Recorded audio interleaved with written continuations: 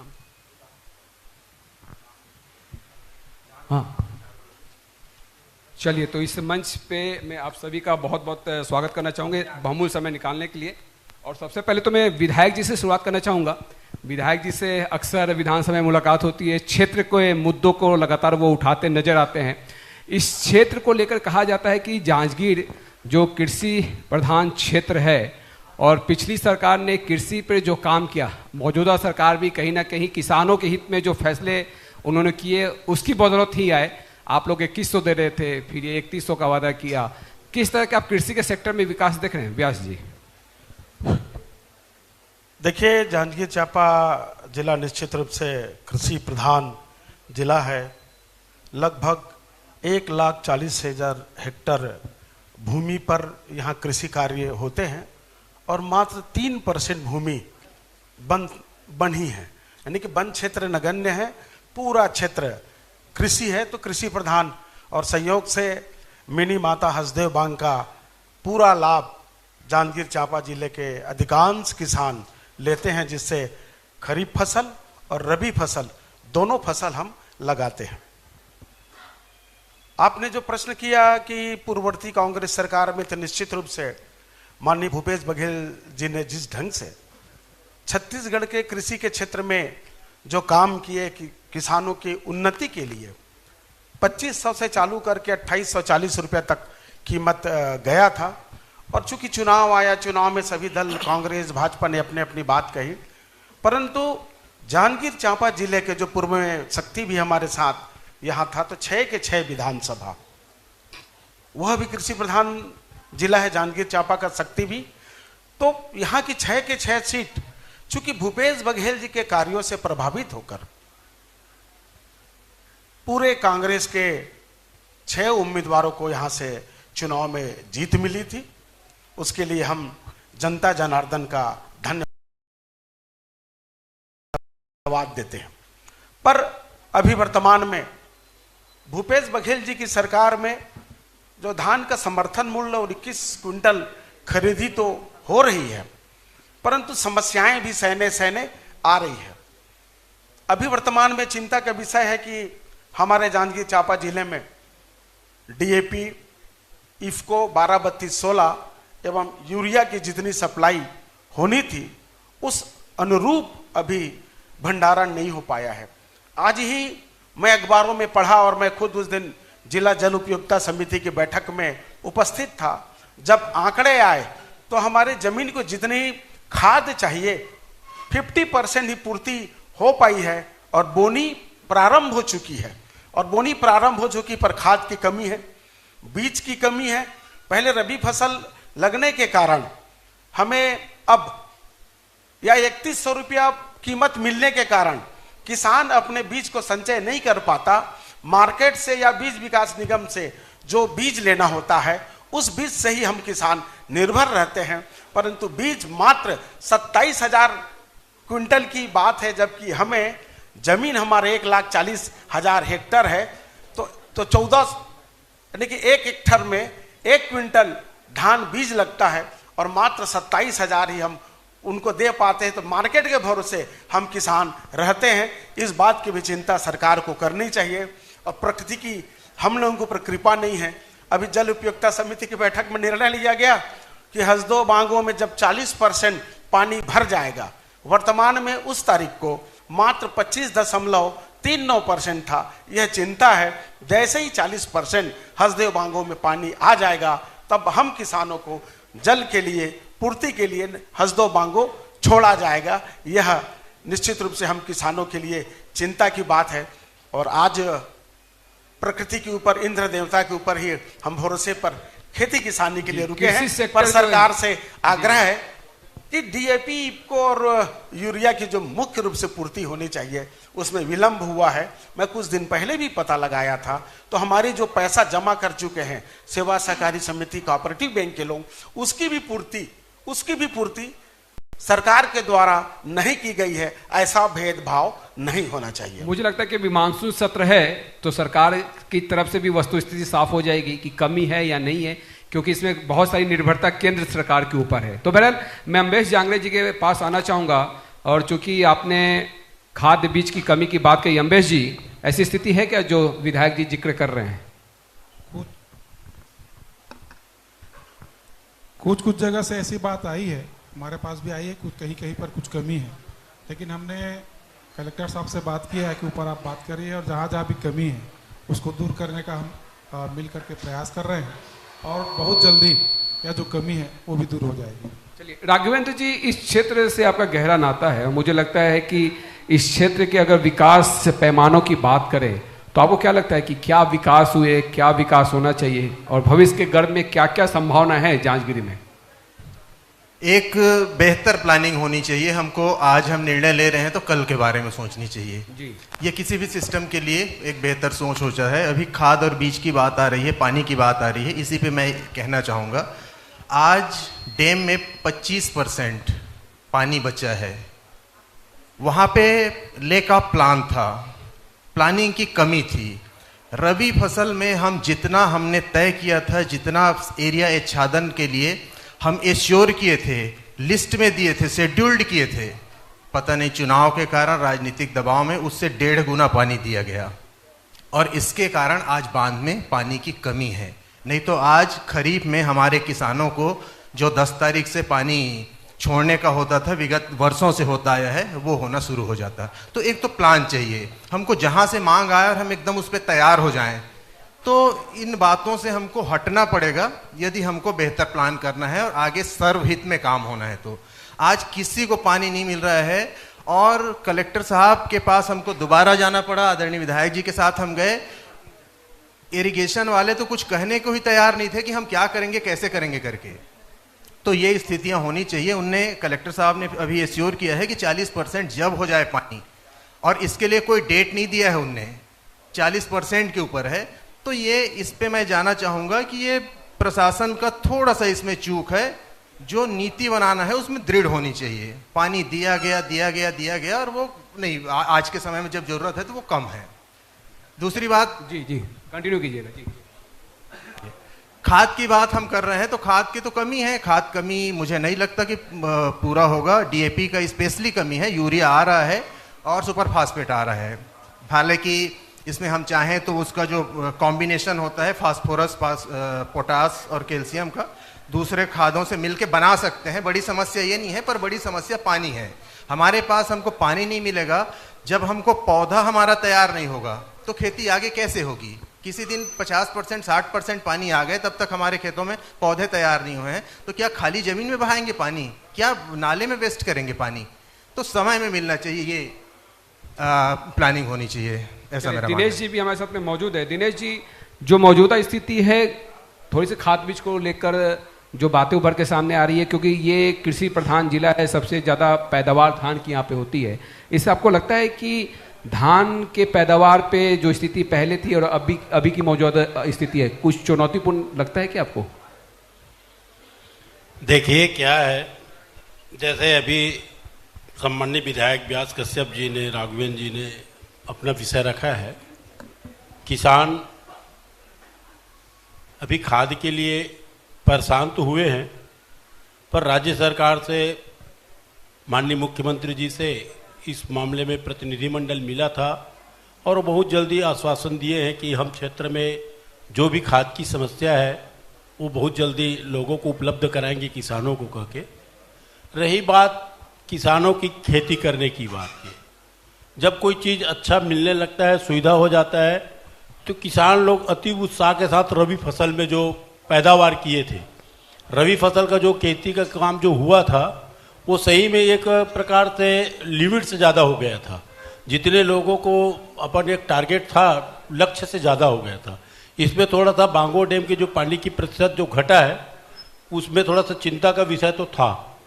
पर अब की व्यवस्था में माननीय मुख्यमंत्री जी, राज्य सरकार के द्वारा बहुत जल्दी किसानों को खाद बीज मिल जाए, इस ओर चिंता कर रही है सरकार। और मैं समझता हूँ कि ये साधना न्यूज के माध्यम से ये बात, किसान की बात माननीय सरकार तक पहुँचेगा और बहुत जल्दी लोगों को खाद समय पर उपलब्ध हो जाएगा। चलिए माननीय विधायक जी, एक मुद्दा आप अक्सर उठाते रहते हैं जिसकी गूंज रायपुर तक सुनाई देती है। खबरें फाइल होती है कि विधायक जी ने डीएमएफ का मुद्दा उठाया, पिछली सरकार में डीएमएफ की क्या स्थिति रही, चाहे पूर्व की सरकारों में, आपको नहीं लगता कि डीएमएफ में अगर बेहतर काम हो तो क्षेत्र की तस्वीर बदल सकती है? आपका प्रश्न बेहतर है, और डीएमएफ के लिए अब भले ही केंद्र सरकार ने जिले को, हमारे जिले को लाभ उसका नहीं मिल पाएगा। ऐसा क्यों? अब केंद्र सरकार ने निर्णय लिया है कि भाई जहां से डीएमएफ यानी कि गौड़ खनिज की राशि जिस जिले से मिलती है, जिस क्षेत्र से मिलती है, वहां देना है। अगर दे दे तो बेहतर बात है। छत्तीसगढ़ सरकार भी लगी हुई है, चूंकि संपूर्ण छत्तीसगढ़ के विकास के लिए डीएमएफ राशि का सदुपयोग हो। जांजगीर चांपा जिला, जब मैं विधानसभा वहां पहुंचा तो शुरू में हमारे भारतीय जनता पार्टी के सम्मानित सदस्य लोग बार बार डीएमएफ करके हर विषय पर जितने भी इन्वेस्ट हुए थे उस पर वो आरोप लगाते थे। पर वर्तमान में भारतीय जनता पार्टी की सरकार में डीएमएफ की राशि का जो दुरुपयोग मनमाने तरीके से हुआ है, उसका जब मैं अनुभव करता हूं कि स्वशाही परिषद जो होता है, उस स्वशाही परिषद के निर्णय पर नहीं हो पाता। माननीय कलेक्टर महोदय को संपूर्ण जवाबदारी उनको दे दी जाती है और फिर कलेक्टर स्वेच्छाचारी करता है, उस पर मनमाने ढंग से काम अपने हिसाब से अपने चाहते लोगों को बांटता है। मैं जांजगीर चांपा जिला ही में मैं बता दूं कि जब हम पहली बैठक रखे, कोई निर्णय हुआ नहीं, खाली उपस्थिति पे दस्तखत करा लिया गया और उपस्थिति पे दस्तखत कराने के बाद यह कहा गया कि 1 करोड़ के आप प्रस्ताव पास करके दे दीजिए। पर दुर्भाग्य है कि हमारे 1 करोड़ के भी प्रस्ताव को मात्र 62-65 लाख 64 लाख तक वो रोक दिए और अपने ढंग से एक गांव में 4-4 करोड़ रुपया तक के काम एक ही स्थान में 50 लाख करके काम को वितरण कर दीजिए। पता नहीं चल रहा है कि यह काम की क्या उपयुक्तता है। अगर जनप्रतिनिधियों के साथ बैठते, नगर पालिका, जिला पंचायत, सांसद, विधायक के साथ, तो उनको पता रहता है धरातल में किस बात की आवश्यकता है, तो हम पहले प्राथमिकता उस बात के लिए देते। परंतु पैसे का इसमें बहुत दुरुपयोग हुआ है। मैं भी विधानसभा भी लगाया हूं, ध्यानाकर्षण भी लगेगा, जांच की मांग किया हूं। महामहिम राज्यपाल महोदय ने मुख्य सचिव को लिखा और मुख्य सचिव महोदय ने संभागीय आयुक्त को इसकी जांच की संपूर्ण जवाबदारी सौंप दी गई है। मुझे आशा और विश्वास है कि जब जांच हो जाएगा तो पूरी बातें आम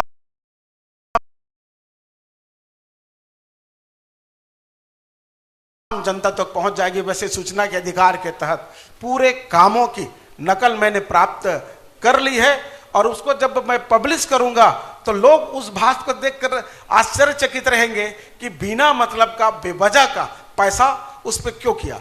मैं इसलिए जनप्रतिनिधि की बात करता हूं। जब पहली बैठक हुई तो मैंने कहा कि आप हमारे शहर, वास्तव में जब से जिला बना है, जिला मुख्यालय के अनुरूप हमारा जांजगीर चांपा नहीं है। मैं कोई गांव के विकास के लिए नहीं, जांजगीर चांपा शहर के विकास के लिए जो आप प्लानिंग बनाइए, मुझे व्यक्तिगत पैसा मत दीजिए। मैं आग्रह करता हूं कि मेरी मांग पर आप उसकी पूर्ण रूप से आप भी पैसा लगा दीजिए और काम कीजिए। 2-4 जरूर काम हुए हैं। जांजगीर का केरा रोड हो, ये आपका नहर से लेकर भाजपा कार्यालय तक 2 लेन का चौड़ीकरण हो, नहरिया बाबा का सड़क हो, खोकसा का माइनर का काम हो, 1-2-4 सड़क और बोला था, पर वो काम नहीं हो पाए हैं। पर इस कलेक्टर महोदय से पैसा भी है। जब भी बैठेंगे तो बैठकर स्वशाही परिषद के निर्णय के आधार पर ही पैसे का उपयोग हो, यही अपेक्षा वर्तमान जिलाधीश महोदय से रहेगा। और पूर्व में जिनने जैसा किया है तो कर्म फलित है, जो जैसा किया है कर्म फलित उसका है, फल मिलेगा। जी, कर्म फलित है। और देखिए, जो जैसा कर्म करेगा वैसा पाएगा। किसी से कोई चीज छिपती नहीं है और लोग जागरूक होने लगे। और आप जैसे अगर जागरूक विधायक है, जैसे आपने कहा कि आरटीआई के तहत आपने तमाम दस्तावेज निकाल लिए हैं, तो देखिए डीएमएफ में जो भी पहले चीजें रही हैं, क्या स्थिति है उन अधिकारियों की, वो सब जानते हैं। जांगड़े साहब, जो बात विधायक जी उठा रहे हैं डीएमएफ को लेकर, आपको लगता है कि वो जमीनी स्तर पर ऐसी स्थिति है?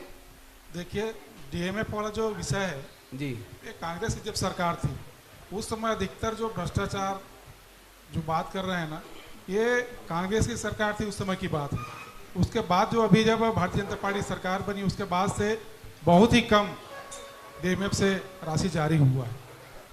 मैं भी कहना चाहूँगा कि डीएमएफ पे जो राशि का दुरुपयोग हुआ है उसका जांच होना चाहिए। मैं भी चाहता हूँ और होना भी चाहिए, ताकि पानी के पानी, दूध का दूध हो जाए, तो हमारे क्षेत्र की जनता को उसका लाभ भी मिलेगा। और जैसा कि विकास वाली बात है, मैं तो कहता हूँ 5 साल में कांग्रेस के सरकार में जो है अपने जांजगीर जिले में जो डॉक्टर रमन सिंह की सरकार थी, उस समय का जो काम था वही पूरे 5 साल चला है। और पिछले 5 साल में जो है नए काम, कोई भी काम हो नहीं पाए किसी विधानसभा में।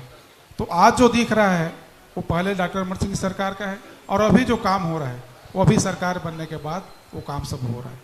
मैं आपके माध्यम से कहना चाहूँगा कि डीएमएफ की राशि का जो दुरुपयोग हुआ है उसका निश्चित रूप से जांच होना चाहिए। चलिए, ऐड कुछ कर रहे थे। देखिए अम्बेश भाई ने मैं चूंकि आपकी बात पे कहता पर वो कहे हैं तो मुझे बताना पड़ेगा कि जितने काम हुए हैं वो पूर्ववर्ती 5 साल, भाई रमन सिंह ने भी अपने समय पे काम किया है, भूपेश बघेल जी के शासनकाल में काम हुआ है। सरकारों काम में काम करना पर मैं अब आ रहा हूं सही मुद्दे पर। परंतु जांजगीर चांपा जिले का दुर्भाग्य है, जब से माननीय विष्णुदेव साय जी की सरकार वहां बैठी हुई है छत्तीसगढ़ पे, तो जांजगीर चांपा जिले की घोर उपेक्षा खाली बजट में लाया जाता है, और एक भी काम छत्तीसगढ़ सरकार में भारतीय जनता पार्टी के नेता बता दे कि 23-24 या 24-25 के बजट का एक भी नया पैसा जांजगीर चांपा जिले के किसी के लिए आया होगा। एक नया पैसा नहीं देते।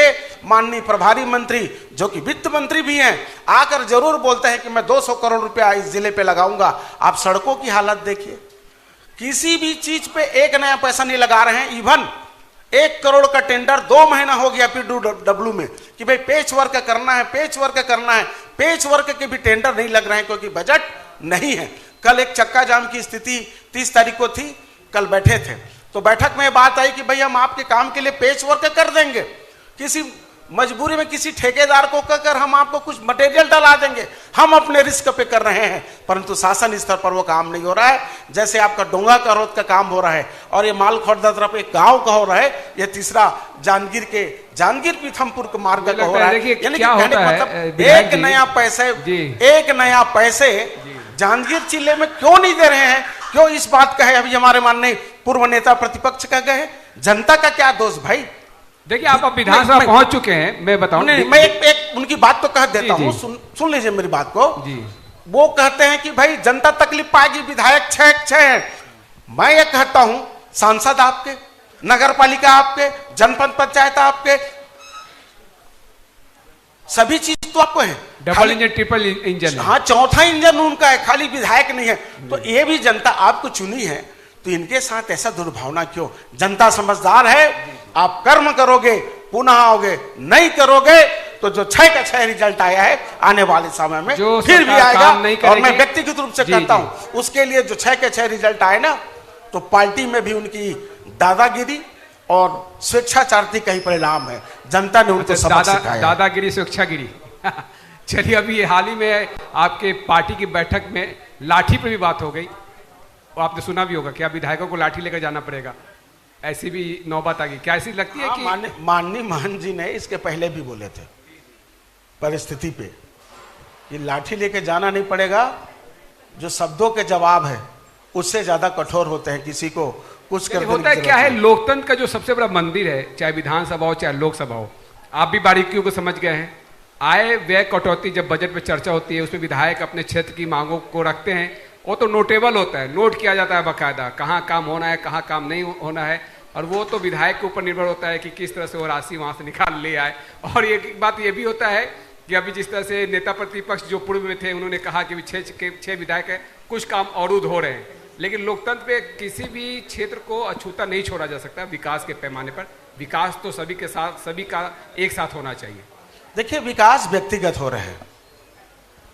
विकास व्यक्तिगत कहने का मतलब यह है कि भारतीय जनता पार्टी के कार्यकर्ताओं का ही विकास हो रहा है, न कि नहीं, मैं आरोप इसलिए लगा रहा हूं कि जांजगीर चांपा जिले के 3 विधायक, तो 3 विधायक की अनुशंसा पर माननीय प्रभारी मंत्री जी 1 करोड़ रुपया एक्स्ट्रा उनका रहता है, 33% हिस्सेदारी उनकी रहती है। किनको देते हैं कोई जानकारी नहीं, हमारी अनुशंसा पे तो हमको नहीं, तो हम क्या जानेंगे।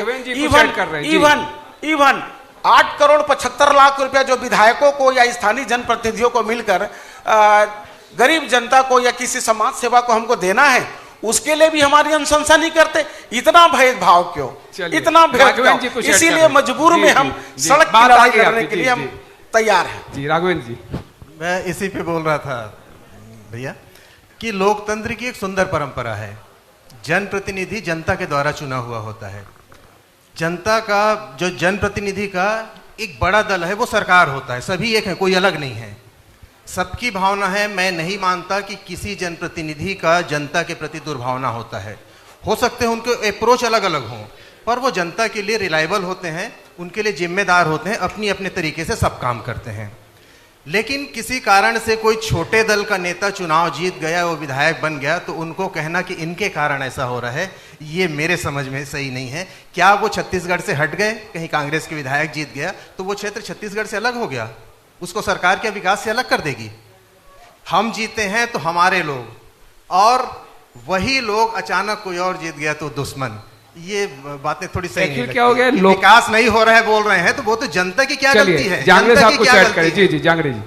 मैं अभी हमारे माननीय विधायक जी ने जो कहा है, प्रभारी मंत्री के जो मद है, विधायक मद वाला जो रहता है, प्रभारी मंत्री जो अनुशंसा करना रहता है, उसमें लास्ट ईयर का जो था वो पूरा विधायक जो दिया गया था, तो उसमें हमने हमारे कार्यकर्ता ने, किसी ने आपत्ति नहीं किया। अब कहीं पर जा रहे हैं कोई कार्यक्रम में, वहाँ घोषणा कर दे रहे हैं, तो क्या दिक्कत है इनको? वो तो किसी व्यक्तिगत किसी को दे नहीं रहे ना, क्षेत्र के काम में ही सब लग रहा है। और प्रभारी मंत्री जी कोई दुआ बेदी नहीं करते हैं, आम जनता का सब काम हो रहा है। और अभी इस बार जो है जहां जहां भी जा रहे हैं प्रभारी मंत्री जी, वहां वो घोषणा कर रहे हैं। क्षेत्र के विकास के लिए सभी प्रतिबद्ध हैं और विकास होना चाहिए, सरकार किसी की भी रहे। पूर्व में जब कांग्रेस की सरकार थी तो बीजेपी के विधायक आरोप लगाते थे। होता यही है, सत्ता में जो दल रहेगा तो विपक्षी दल के सदस्य विधायक आरोप लगाते हैं, और ये लोकतंत्र में चलिए कुछ आप ऐड कर रहे हैं। जी, इसके पहले भी सरकार आती और जाती रही है, ऐसा नहीं होता था। डीएमएफ की पूरी राशि उनको दी जाती थी, 1 करोड़ की पूरी राशि उनको दी जाती थी। अगर कोई कार्यकर्ता कांग्रेस का छोटा मोटा मांग लिया, उसके अतिरिक्त पूरी राशि उनको दी जाती थी। यहाँ पे माननीय सांसद महोदया जी आई हुई थी, और मैं तो कहूंगा इस बात से कि जांजगीर चांपा की सांसद नहीं, वो शक्ति भारद्वाज की सांसद महोदया है। मैं जब रेलवे बोर्ड में जाता हूँ, रेलवे बोर्ड नहीं, बोर्ड तो दिल्ली में होता है डीआरएम के पास या जीएम के पास, एक भी दुर्भाग्य है कि सांसद महोदया जांजगीर चांपा या जांजगीर चांपा कलतरा, जो कि रेलवे स्टेशन भी है, यह महत्वपूर्ण स्टेशन है, रेलवे की इनकम के हैं, एक भी मांग माननीय सांसद महोदय वहां पे नहीं करती। वो बोलते हैं कि माननीय सांसद से आप लोकसभा में उठाया था उन्होंने, नहीं, अखबारों में आया था वो खबर कि लोकसभा में उन्होंने रेलवे संबंधित मुद्दों को उठाया था। वो मुद्दे भारद्वाज, शक्ति और जेठा के हैं, जांजगीर चांपा कलतरा के, कापन के नहीं है, बालपुर के नहीं है। वो खाली भारद्वाज शक्ति की बात करती है। ये हम लोग की चिंता की जनक बात है। और अमृत भारत मिशन के अंतर्गत रेलवे स्टेशन नैला का हाल आप देख लीजिए, साल भर हो गया, बांस का खंभा लटका हुआ है, पता नहीं अमृत की धारा नैला रेलवे स्टेशन में कब पहुंचेगी। मेरी बात सुन ले, फिर जहांगीर जी कहेंगे जी। रेलवे ओवरब्रिज के लिए हमें आंदोलन करना पड़ता है, नहरिया बाबा फुट ओवरब्रिज के लिए आंदोलन करना पड़ता है। आप निर्माण कर दीजिए ना, हम वाहवाही करेंगे। आप लोग सरकार आपकी है, हम आपका गुणगान करेंगे, क्यों नहीं करते भाई आप लोग? चलिए अम्बेश जांगड़े साहब, मैं ये बताना चाहूंगा, जांजगीर नैला और अकलतरा की जो बात है, वहाँ पे काम चल ही रहा है।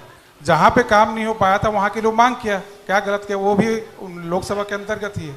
और जांजगीर चांपा में काम हो ही रहा है, रेलवे स्टेशन आप जाके देख लीजिएगा। अकलतरा में काम चल ही रहा है, दिनेश जी वहाँ के रहने वाले। तो मैं दिनेश जी केंद्र पे काम नहीं हो पा रहा है, मांग कर रहे हैं। केंद्र में लगातार मोदी जी की सरकार है, 11 साल पूर्ण कर लिया है, एक ट्रेन का स्टॉपेज नहीं है। अभी सुनने में जरूर आया है कि जो नया बाबा धाम के लिए, देवघर के लिए जो ट्रेन चलेगी, उसका स्टॉपेज मिला है। हम अपेक्षा करते हैं कि भाई इनकम के मामले में जांजगीर नैला रेलवे स्टेशन, खरसिया, बाराद्वार, शक्ति, किसी के मैं दुर्भावना से नाम नहीं ले रहा हूं, पर इनकम के मामले में नैला जांजगीर पर्याप्त है। अब यहां से रेक पॉइंट भी होता है, खाद्यान्न का भी उठाव होता है, रेलवे का कोयला का भी लोड अनलोड यहीं से हो रहा है। तो इतने इनकम होने के बाद हम लोगों के साथ भेदभाव क्यों? चलिए दिनेश जी के पास आना चाहूंगा। दिनेश जी, तमाम मुद्दों की चर्चा हुई, मुझे लगता है कि युवाओं को लेकर, टूरिज्म को लेकर भी इस क्षेत्र में काफी संभावना है, जिस पर आप अपनी बातचीत रखना चाहेंगे। खास तौर पे कोटवी सोनार को लेकर? देखिए, अभी माननीय विधायक जी एक बात बोल रहे थे कि रेलवे के क्षेत्र के विषय में। मैं माननीय विधायक जी को पहले बता देता हूँ कि अमृतकाल जो भारत सरकार की माननीय प्रधानमंत्री जी की योजना है, उसमें अकलतरा नैला ये संलिप्त है। ये दोनों स्टेशन को उसमें चयन किया गया है। इसके अतिरिक्त जो पैसेंजर हाल्ट है, जैसे कि कोटमी सोनार कापन, आज की स्थिति में वहाँ के जाकर आप स्थिति देख सकते हैं कि वहाँ कितना विकास हो रहा है। वहाँ ओवरब्रिज, फुट ब्रिज, सारा व्यवस्था हमारे मोदी जी के द्वारा, भारत सरकार के द्वारा, सांसद महोदय के द्वारा ये सब काम कराया जा रहा है। मैं इस चैनल के माध्यम से एक बात आपके समक्ष रख रहा हूँ कि जो पर्यटन की जो विषय है, कोटमी सोनार अविभाजित बिलासपुर का बड़ा गांव है। अब आज वो जांजगीर चांपा का बड़ा गांव होने का गौरव प्राप्त करता है। कोटमी सोनार कहने से भारत की मानचित्र में उसका नाम स्पष्ट रूप से उजागर होता है, क्योंकि वहाँ क्रोकोडाइल पाया जाता है और क्रोकोडाइल के लिए छत्तीसगढ़ का प्रथम अभ्यारण्य है वो, और भारत का वो दूसरा या तीसरा है। पिछले सरकार माननीय मुख्यमंत्री डॉक्टर रमन सिंह जी हुआ करते थे, उनके द्वारा भूमि पूजन किया गया, उनको एक स्वरूप दिया गया। मगर और मानव की जो संबंध थी, जो आत्मीयता था, उसको साकार करके वहाँ एक अभ्यारण्य बनाने का जो प्रयास हुआ, बीच में पिछले कार्यकाल में कांग्रेस की सरकार रही, उनकी दुआभेदी की नीति के तहत वहाँ का विकास कार्य ठप हो गया, वहाँ कोई विकास कार्य नहीं हुआ। फिर भारतीय जनता पार्टी की सरकार बनती है, विष्णुदेव साय की सरकार बनती है, माननीय मोदी जी के निर्देश में, माननीय मुख्यमंत्री जी के निर्देश में आज वहाँ काम अच्छे से हो रहा है। मैं इस चैनल के माध्यम से एक बात रखता हूँ कि कोटमी सोनार केवल जांजगीर चांपा नहीं, वो छत्तीसगढ़ और भारत के मानचित्र में उसका एक अपना नाम है। वहाँ दूर दूर से लोग, पर्यटन के दृष्टि से लोग आते हैं, उनके रहने खाने की व्यवस्था, सारा व्यवस्था का वहाँ जो बना हुआ है। मैं पुनः इस चैनल के माध्यम से अपना निवेदन रखूँगा कि वो विकास वहाँ और अच्छा होना चाहिए, ताकि हमारे जो पर्यटन प्रेमी हैं, जो बाहर से आते हैं दर्शनार्थी, उसको मगर सुलभ रूप से दर्शन हो सके और वहाँ आके वो आनंद ले सके। पिछले सरकार में हमारे बृजमोहन अग्रवाल जी मंत्री हुआ करते थे, उन्होंने पौड़ी दलहा, जो दलहा पहाड़ है, उसको पर्यटन का रूप में घोषित किया था। फिर कांग्रेस की सरकार बनती है, उसको उस नक्शे से गायब कर देते हैं। पुनः हम उस दृष्टि में काम कर रहे हैं। मैं आपको इस चैनल के माध्यम से बताना चाहता हूं कि नांग पंचमी का मेला छत्तीसगढ़ में पौड़ी दलहा के दलहा पहाड़ में ही लगता है, जहां लाखों लोग दर्शन करने जाते हैं। उसको पर्यटन के रूप में शामिल किया जाए और उसको अच्छा डेवलप करके लोगों के व्यवस्था, लोगों को देख रेख के लिए व्यवस्था करनी चाहिए। ऐसा मैं राज्य सरकार से भी एक मांग कर रहा हूँ। ये मैं आपको इस क्षेत्र की भौगोलिक स्थिति के बारे में जानकारी दिया। चलिए, तो अब इस सेशन को यही समाप्त करेंगे। काफ़ी महत्वपूर्ण चर्चा हुई और मैं आप सभी का बहुत बहुत धन्यवाद करना चाहूँगा इस खास चर्चा में शामिल होने के लिए। बहुत बहुत धन्यवाद। धन्यवाद साधना नीच को बहुत बहुत धन्यवाद। धन्यवाद आप सबका इस मंच पर उपस्थित रहे। मैं Shri R.K. Gandhi ji, managing editor, आप से आग्रह करता हूं, माननीय विधायक जी इस मंच पर थे, उन्होंने चर्चा की। श्री व्यास कश्यप जी, विधायक जांजगीर चांपा, उनका सम्मान इस मंच से करें। पामगढ़ विधायक के प्रतिनिधि श्री